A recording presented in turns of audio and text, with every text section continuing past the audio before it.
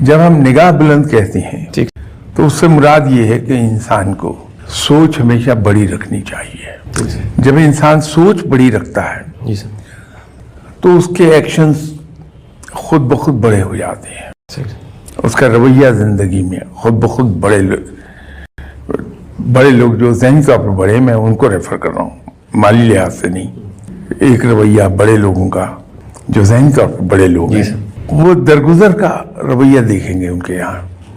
آپ ان سے کہیے کہ فلاں صاحب نے آپ کو گالی دی، ارے بھائی اس نے صحیح کہا ہوگا، غلط تھوڑی کہیں گے، درگزر کر دیا. یہ درگزر کرنے کا ایک انداز ہے. ٹھیک سر. اب دیکھیے آپ کو زندگی میں کئی بڑے لوگ ملے ہوں گے ذہنی لحاظ سے بڑے لوگ، کہ آپ نے ان کا بڑے سے بڑا قصور کیا اور آپ نے صرف ایک بار کہا کہ آئی ایم سوری، مجھ سے غلطی ہو گئی. وہ ایک دم وہ آپ کی جو ہے نا دل پیٹ آن یور بیک، ارے forget it، کچھ نہیں ہوا شاہ صاحب جائیے.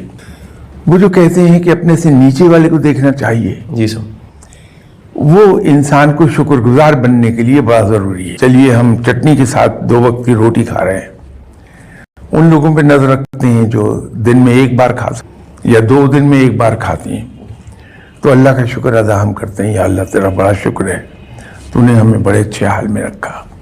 تو یوں شکر گزاری کی طرف چلا جائے گا.